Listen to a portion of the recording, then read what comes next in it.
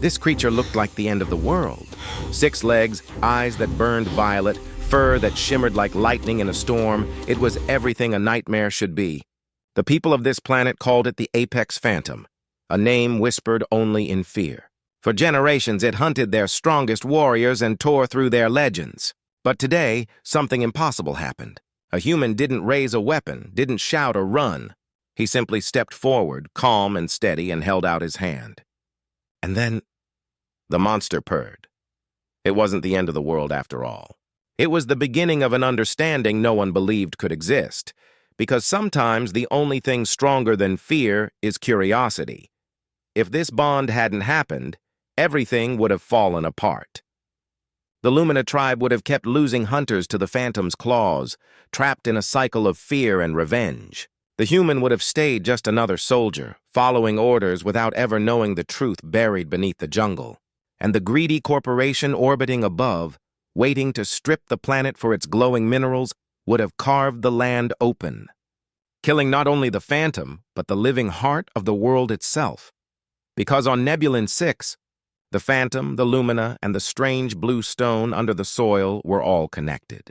Take one away and the others would die too. But one act of empathy, one quiet moment of trust, changed everything. It bridged species, defied war, and forced both humans and aliens to face a question they had long avoided. What if the monsters we fear are just guardians we never understood? The dropship broke through the clouds like a silver blade, cutting into the thick green mist that covered Nebulin 6. The air shimmered with moisture, and lightning danced far below the canopy. Commander Riker Davis watched through the viewport, his reflection ghostly in the glass. His orders were simple: observe, make contact, and report. No interference, no heroics. But deep down, he knew missions like this never stayed simple for long. The ship landed with a soft thud in a clearing that looked almost alive. The ground pulsed faintly under his boots, as if the planet itself had a heartbeat. Every breath he took was thick with the scent of strange flowers and electric air. Behind him, the engines cooled with a hiss. The jungle seemed to listen. Riker adjusted the straps on his vest and stepped forward. His voice came through the communicator, steady and professional. "Commander Davis, Federation Recon, touchdown confirmed." From orbit, Admiral Holt's voice replied, sharp and formal. "Remember, Commander, no interference. You're there to learn about the Lumina, not rewrite their history." "Understood," Riker said, though his tone hinted otherwise. He'd seen too many worlds marked unexplored become exploited soon after, and something about this one, its glow, its rhythm, felt alive in a way no scanner could record. The Lumina village wasn't far. Built from living trees and glowing vines, it shimmered faintly in the distance, like starlight caught in wood. When he arrived, guards with turquoise skin and feline grace stopped him at the border. Their leader, tall and watchful, studied him before saying, "The chief was told a stranger might come. Follow me." Eyes watched from every corner as Riker entered the village. Children hid behind trees, their markings flickering like candlelight. At the center, an older man with broad shoulders and calm eyes stepped forward. "I am Chief Foss," he said, voice deep and welcoming. "You are far from home, human." Riker bowed slightly. "Commander Davis, I come with peace and curiosity." The chief smiled, but there was weight in his gaze. "Then perhaps there is hope for understanding." He gestured to a woman beside him. Her hair was silver like moonlight, her eyes a piercing blue. "My daughter Anoya will guide you." Anoya's expression was cool, careful. "You should rest," she said. "Our jungle is not kind to outsiders. Do not wander at night." But Riker had never been one to listen to warnings. As dusk settled and the bioluminescent glow deepened across the village, something in the distance roared, a sound deep and ancient, like thunder with teeth. And instead of fear, Riker felt something else entirely: curiosity, the kind that gets explorers killed or remembered.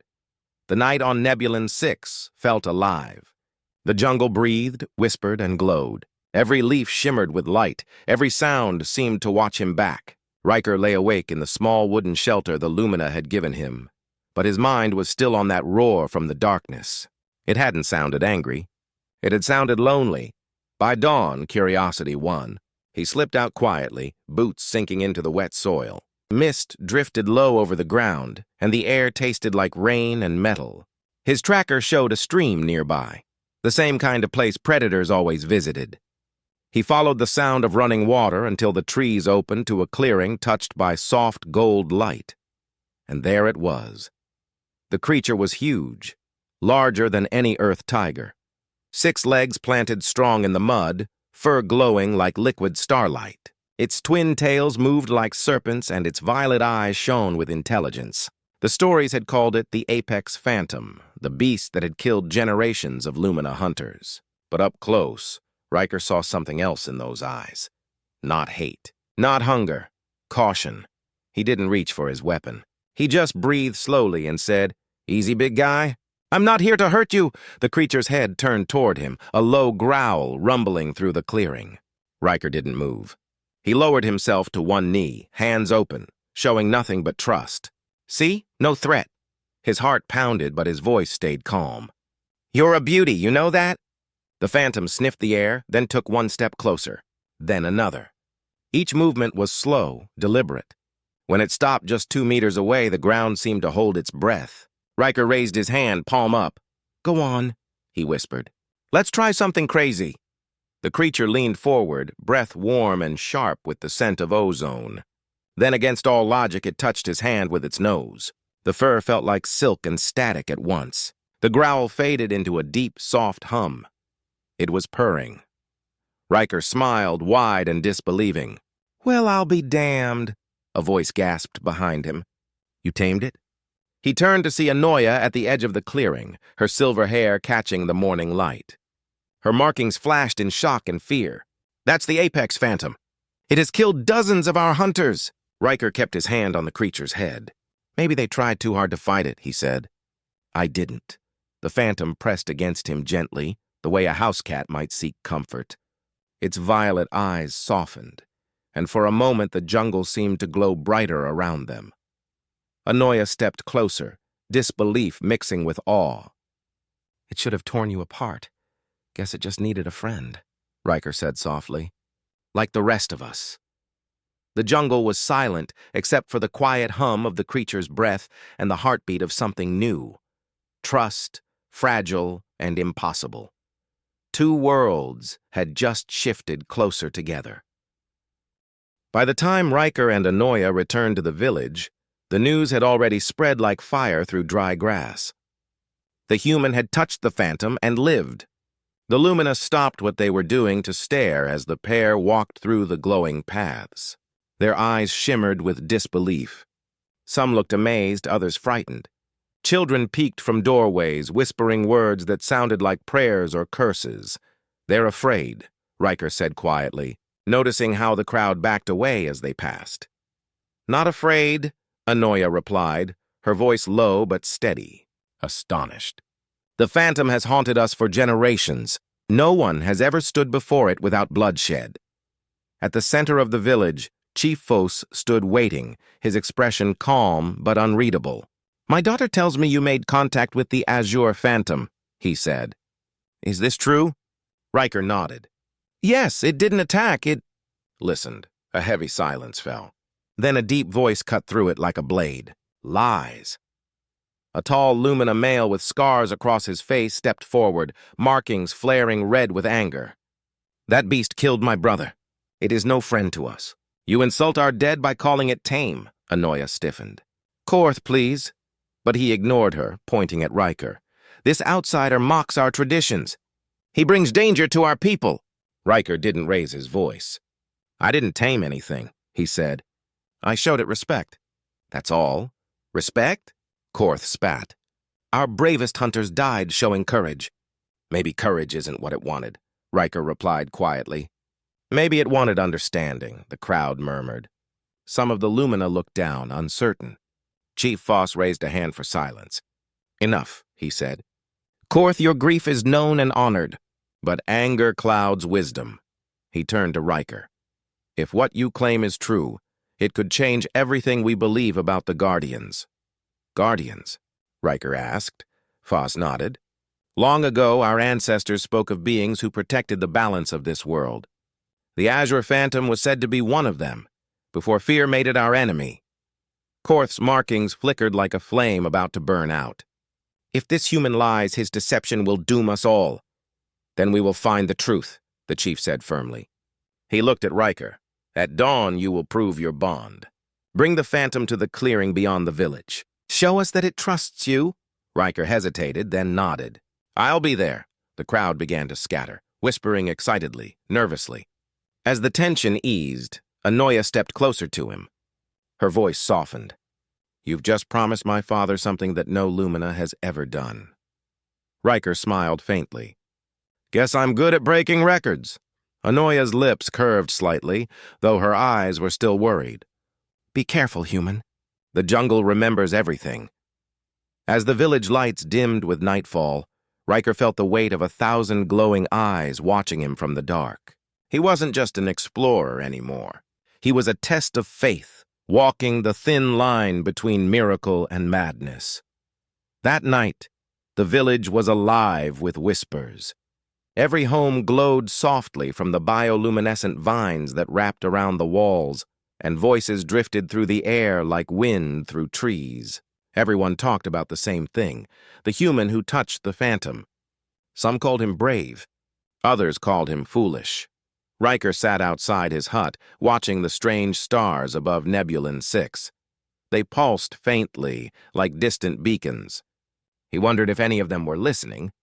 The roar of the jungle filled the silence around him, but all he could hear was the chief's voice repeating in his mind, "Bring the Phantom to the clearing at dawn." When morning came, the council gathered in the great hall. The walls glowed with woven roots, and the air felt heavy with tension. Chief Foss stood at the center, his expression calm but thoughtful. Around him, the elders sat in a circle, their markings shifting from blue to gold in the dim light. Commander Davis, the chief began, the people need proof. They must see this bond with their own eyes. Riker nodded. I'll bring the Phantom, but not into the village. It's a predator, not a pet. A wave of murmurs rippled through the council. Then Korth stood up, anger flashing across his face. How convenient. He hides behind excuses. If the Phantom truly trusts him, let him lead it here, into our midst. Chief Foss raised a hand. Enough, Korth. No more blood will be risked without purpose. He looked back to Riker. The clearing beyond the eastern border will do. At dawn you will go there, and our people will watch from a safe distance. If you succeed, we will call you Friend of Lumina. If not, he didn't need to finish. Everyone knew what failure meant. Anoya's eyes met Riker's across the room. Her markings pulsed faintly, a pattern he had begun to recognize as worry. You don't have to do this, she said softly. Yes, I do, he answered. If I don't, everything I've seen, everything I felt, means nothing. Korth's voice cut in coldly. Then we will see if courage alone keeps a man alive. The meeting ended. The crowd dispersed slowly, leaving only the sound of distant rain. As Riker stepped outside, Anoya followed him. The jungle mist clung to her silver hair, and the light from her markings painted her face in soft blue. You risk your life for something my people fear, she said. Why? Riker smiled faintly. Because fear is easy. Trust takes effort, and maybe that's what makes it worth it. Anoya looked at him for a long moment, her expression caught between disbelief and admiration. Then may the spirits guide you, human. You'll need more than courage tomorrow. When she left, Riker stood alone again, the hum of the jungle growing louder around him. Somewhere out there, the Phantom waited. He didn't know if it would come. But he knew one thing for sure. He had to try, and when the jungle calls, some people just can't help but answer. The next day dawned gray and heavy. Mist hung low over the jungle like a warning. Riker stood by the edge of the clearing, watching the light rise slowly through the trees. He had come to find the Phantom, but before he could move, a sharp crack split the air, a sound that didn't belong to this world. Engines. He turned toward the northern horizon. Through the thick clouds, streaks of fire descended from the sky. Ships, sleek, metallic, and loud, cut through the morning air. They weren't Federation craft. These were smaller, Meaner, built for profit, not peace. Riker's communicator buzzed. "Commander Davis!" came a panicked voice from one of the Lumina scouts. "Strange vessels. They landed in the valley!" "Stay hidden," Riker ordered. "I'm going to see what they want." He moved fast through the jungle, instincts sharp. The deeper he went, the louder the sound of drilling grew. Soon he saw them, dozens of armed men in black armor, machines tearing into the earth, bright sparks flying. The smell of oil and smoke filled the air. On the side of one massive drill, the logo glowed clear as day. Nexus Industries. Riker's stomach sank. He knew that name. A private mining company with a reputation for extract first, explain later. They were notorious for invading unclaimed planets under resource recovery programs. And now they were here, tearing into Nebulon 6 without permission. He stepped closer, hiding behind a cluster of glowing roots. Through the trees, he saw a man in a white suit, hands behind his back, watching the machines like a proud artist at work. His silver hair gleamed in the sunlight. "Director Harlow," Riker muttered under his breath. The man turned slightly as if sensing the words carried on the wind. His voice carried across the noise, smooth and calm. "Keep the drill steady," Harlow said. "We need that mineral extracted by dusk. Our investors are impatient." The ground trembled. Riker looked closer and saw what they were mining, a blue crystal vein running through the soil, glowing faintly. The same color as the Lumina's markings. The same color as the Phantom's fur. He realized the truth. The mineral, the people, and the creature, they were all connected. And the drilling was killing the planet from the inside out. Riker stepped out from the shadows. "Stop the machines," he shouted, every head turned. Guns raised instantly, and within seconds, he was surrounded. Harlow didn't look surprised.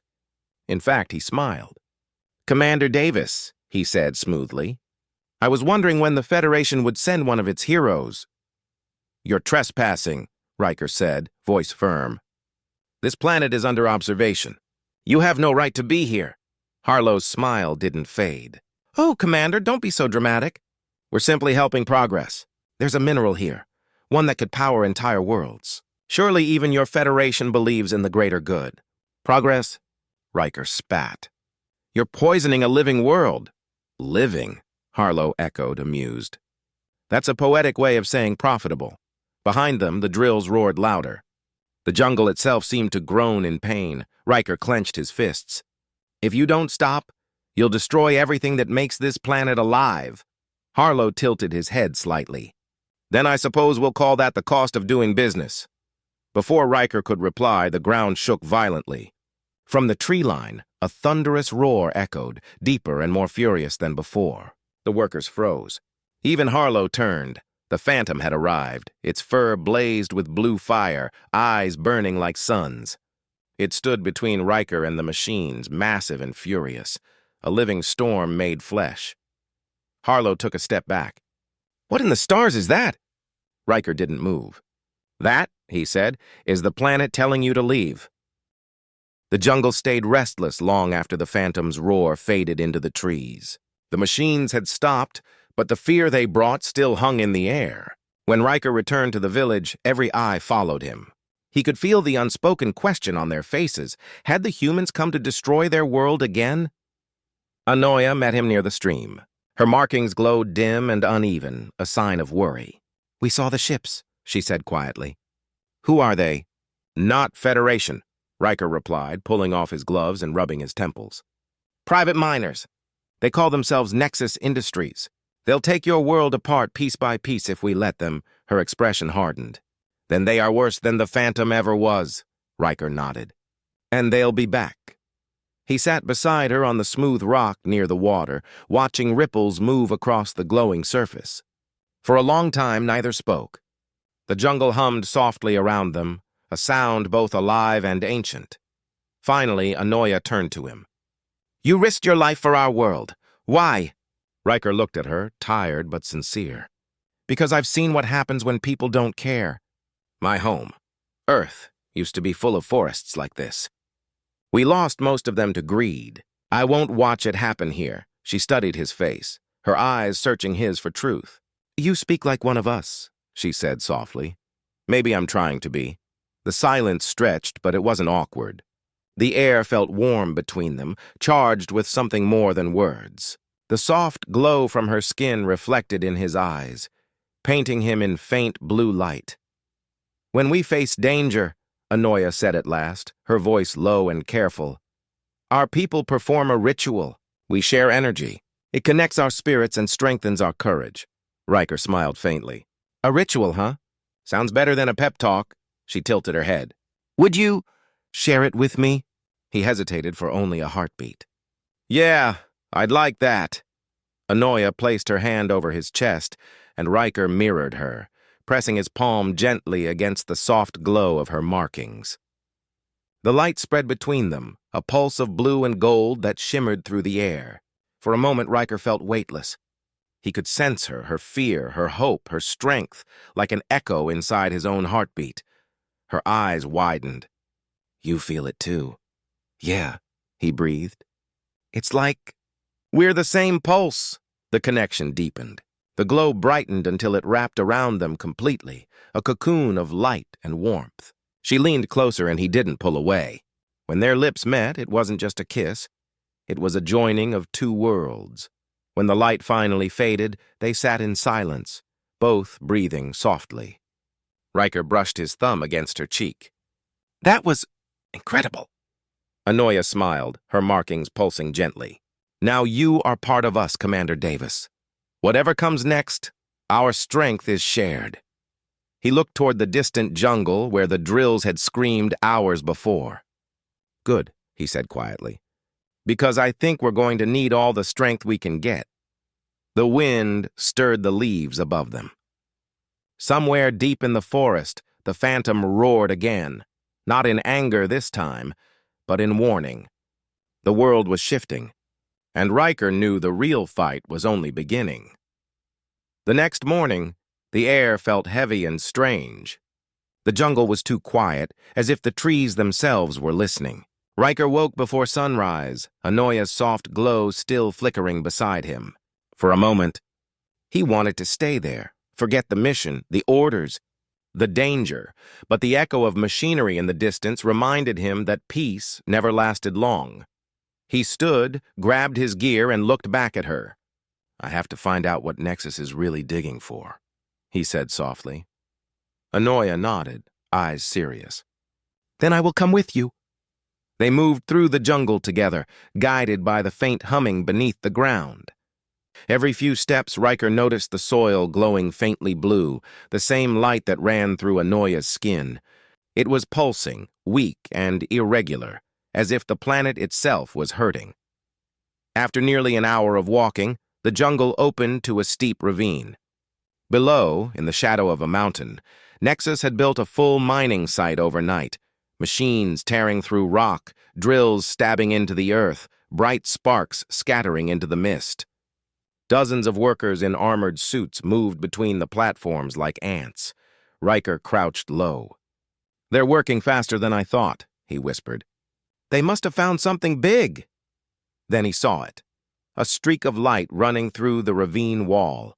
A glowing vein of crystal, blue and alive. It pulsed slowly, almost like a heartbeat. It was the same substance that lit up the Lumina's markings and shimmered in the phantom's fur. Anoya's eyes widened. The sacred stone, she whispered. The Luminite. Our ancestors said it was the life of this world. Riker frowned. They're drilling right through it. As if in answer, a low rumble shook the ground. The drills screeched to a halt, and something massive moved in the shadows below. Then the phantom appeared, fur blazing, eyes wild. It roared so loudly that the machines trembled. The miners shouted, scrambling for weapons. Riker's instincts kicked in. Stay back, he told Anoya, then slid down the slope. He landed hard, raising his hands. Stop shooting, he yelled. You'll only make it worse. The workers froze when the phantom turned on them. But instead of attacking, it slammed its claws into the ground near one of the drills. The earth cracked open, and what spilled out wasn't blood or oil, but light. The Luminite bled like liquid fire. The phantom growled low, its body dimming with every drill strike that hit the crystal. Riker suddenly understood. It's connected to you, he whispered.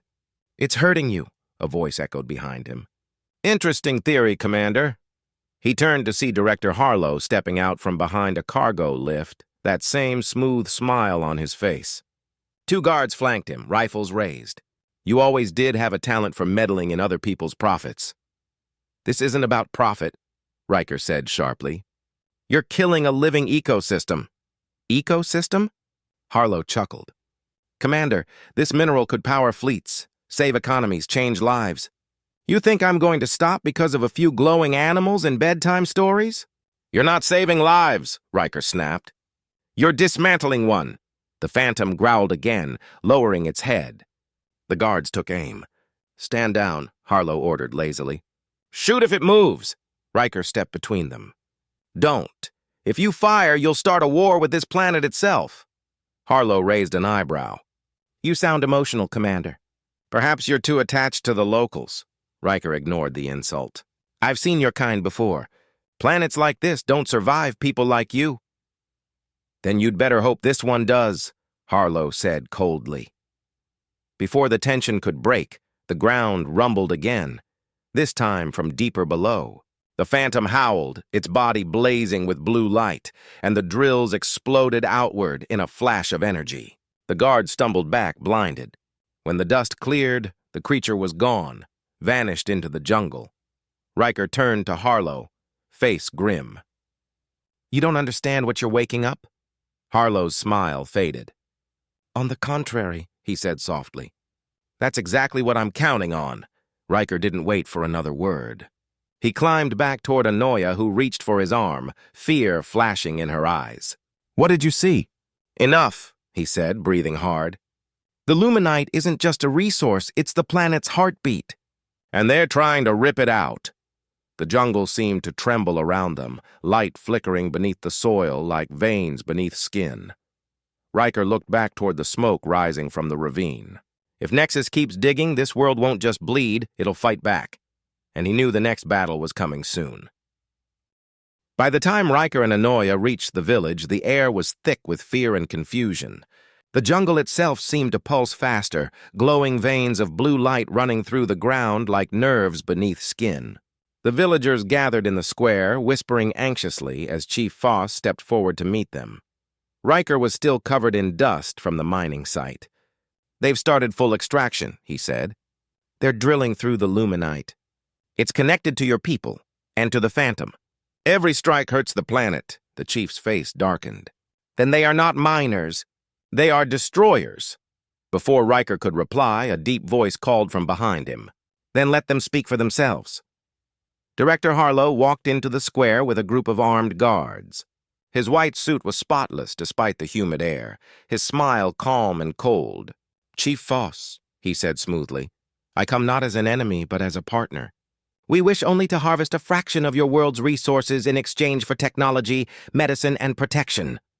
The crowd murmured uneasily. Riker stepped between them. Don't believe him. He's lying. Nexus doesn't give, it takes. Harlow's eyes glinted. And yet you bring fear, Commander. You stand between progress and prosperity. Tell me, which of us is really the villain here? Before Riker could answer, a low rumble rolled through the village. The ground vibrated beneath their feet. Then, out of the jungle, the Phantom appeared, massive, glowing, calm. The villagers gasped and fell back. Anoya stepped forward instinctively, her markings flickering with awe and recognition. The Guardian, she whispered. The creature stopped a few paces from Riker, its violet eyes fixed on him. Not in anger, but in understanding. Slowly, he reached out and laid his hand on its head. The blue light of its fur spread into his arm like flowing fire. Then, Anoya stepped closer and touched his other hand. The moment their skin met, everything changed. Light burst outward. It wasn't just bright, it was alive. Every luminite vein in the ground, every marking on every Lumina body began to glow in sync with the Phantom's heartbeat. A current of energy surged through Riker, through Anoya, through the creature itself. Memories flooded his mind. Not his own, but the planet's. He saw the first Lumina walking under glowing skies, guided by the Phantoms. He saw balance, harmony, and then fear, humans arriving, breaking what they didn't understand. He felt the phantom's pain when the drills struck, the terror of its young, the echo of thousands of years of connection now unraveling. At the same time, Anoya gasped. She saw Earth through Riker's memories, forests burning, oceans rising, people learning too late what they'd destroyed. Their minds intertwined, two histories blending into one truth. When the light faded, silence filled the square. Everyone, Lumina and human alike, had witnessed it. Chief Foss stepped forward slowly. "What was that?" Anoya's voice trembled but clear. "The bond. The Luminite binds us, the people, the guardians, and even him." She turned to Harlow, her eyes glowing fiercely. "You destroy the Luminite, you destroy life itself." Harlow tried to recover his composure. "Superstitious nonsense," he snapped. "You can't expect me to believe—" Riker interrupted, his voice low but steady. "Believe what you saw, Harlow. The truth doesn't care if you profit from it." The phantom growled, the air shaking. Every lumina in the square glowed brighter, united in one rhythm. For the first time, Harlow's smile cracked. Chief Foss lifted his hand. "Director Harlow, your offer is refused. Leave our world and never return." Harlow's face hardened. "You'll regret this." "Maybe," Riker said, stepping closer, "but at least we'll still have a world to regret it on." The director turned sharply and signaled his guards. Within moments, the Nexus team was retreating toward the jungle. As the last of them disappeared into the mist, the Phantom let out a long, low call that echoed across the valley. A sound not of rage, but of warning. Anoya touched Riker's arm. "You've become part of us now. The bond can't be broken." Riker looked out toward the dark horizon where the corporate ships waited. "Then we'd better protect what's left, because they'll be back." And as the jungle glowed softly under the alien moons, he knew the next sunrise would bring not peace, but a test of everything that Bond stood for. The days that followed were tense and silent, like the jungle itself was holding its breath. The Lumina no longer feared the Phantom. They moved through the village with new purpose, their glowing markings shining brighter than ever. The creature and its kin now watched from the tree line, silent protectors of a people rediscovering their courage. But Riker knew peace wouldn't last. Nexus Industries never left quietly. He stood at the edge of the clearing one morning, staring at the faint trail of smoke on the horizon where Harlow's ships had vanished. "They'll come back," he said. "With more men, more machines." Anoya joined him, her silver hair tied back, her markings steady. "Then we must be ready." They gathered the council that night under the soft light of the glowing vines. Chief Foss listened as Riker spoke, voice low but determined. "We can't match their firepower, but we can use what they'll never understand. The jungle, the Luminite, and your bond with it." Korth stepped forward, arms crossed. "We fight with what? Sticks and glowing stones?" Riker didn't flinch. "Not weapons, connection. The Phantom and the Luminite respond to energy, to intention. When you're afraid, it dims. When you're united, it grows stronger. You don't need to destroy them, only to show that this world won't be conquered." Korth's markings flickered in disbelief, then steadied. "You speak as if the planet will fight beside us." "It will," Anoya said. "If we let it." Riker looked around the circle of glowing faces. "Tomorrow they'll come through the northern pass. We'll meet them there, not with violence, but with proof that this world is alive and won't be taken."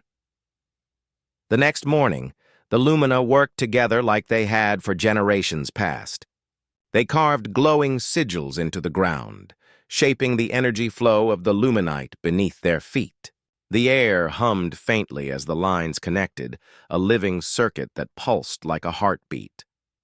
The phantoms appeared one by one from the mist, massive shapes moving through the trees, their fur shining like moonlight. Riker stood beside the largest, the same creature he had first touched by the stream. He felt its breath warm against his shoulder, its low rumble echoing in his chest.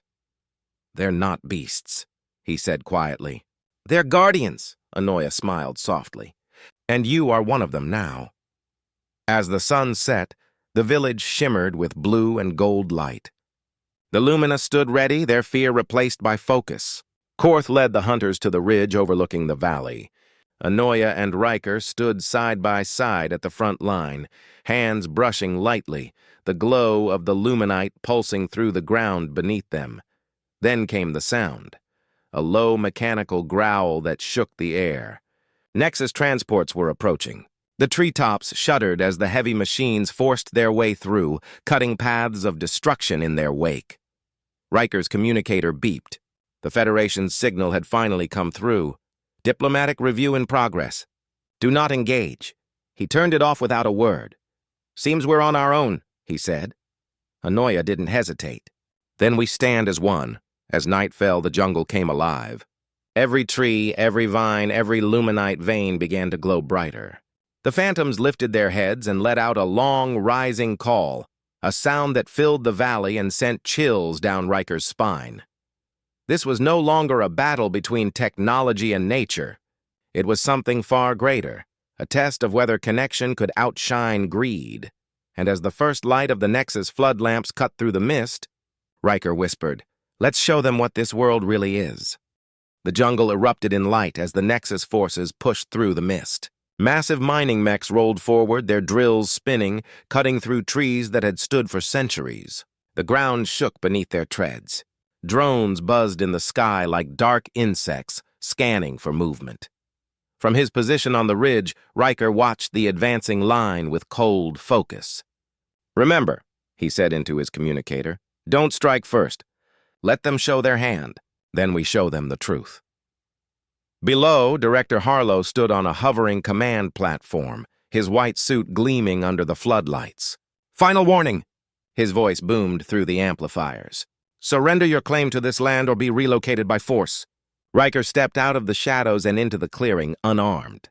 "You don't understand this planet," he shouted. "It doesn't belong to you or to me. But if you keep digging, it will fight back." Harlow laughed, a sharp, echoing sound. "One man and a few glowing villagers can't stop progress. Commander." "Then watch what happens when you threaten something truly alive," Riker said quietly. He pressed his palm to the ground. Instantly, the veins of luminite beneath his hand flared to life, spreading outward in bright lines like lightning racing under the soil. The glow traveled up trees, across vines, through the roots that twisted beneath the soldiers' boots. What is that?" one of the guards stammered. "The planet," Riker said, his voice calm. "Answering." The luminite pulsed once, twice, then erupted. Glowing tendrils burst from the ground, wrapping around the legs of the mining machines. The metal hissed as the energy spread through their systems, shutting down their engines one by one. Sparks flew. Control panels shorted out. Harlow's platform trembled. "Contain it!" he shouted, but it was too late. From the shadows, the phantoms appeared, 6 of them, silent and majestic. Their eyes burned violet, and their fur shone like liquid stars. They didn't attack. They simply stood, forming a wall between the Lumina and the invading machines. The soldiers hesitated. Even through their armor, fear was contagious. One panicked guard fired. The plasma bolt hit a tree veined with luminite and vanished. The energy absorbed it, then flared back, releasing a harmless wave of blue light that knocked the guards to the ground without killing them. Riker looked up at Harlow. "This planet doesn't kill unless it's forced to." "You still have a choice. Shut him up," Harlow yelled, but the phantom beside Riker growled, deep and thunderous, and the sound alone sent the drones spiraling out of control. They crashed into the jungle canopy like burning meteors. Anoya stepped forward beside Riker, her markings glowing as bright as the luminite veins. "Leave, Director," she said. Her voice carried through the air like a bell. "Take your greed with you before this world decides you're no longer welcome." The jungle answered her. The vines lifted, thick and alive, pulling apart the remaining mechs. Their drills screeched, sparks showering the clearing. The ground itself shifted, rising like a wave, forcing the Nexus vehicles backward toward the tree line. Riker raised his voice over the chaos. "You see that, Harlow? That's not magic. That's balance. You broke it, and it's fighting to heal itself. Harlow's composure cracked. You'll pay for this, Davis. The Federation will hear about... Good, Riker cut in. Let them. Maybe they'll finally learn what a living planet looks like. The command platform jolted violently. The power died, and it dropped several feet before stabilizing. Harlow's face had gone pale. Around him, his men shouted for retreat. Within minutes, the machines were in full withdrawal.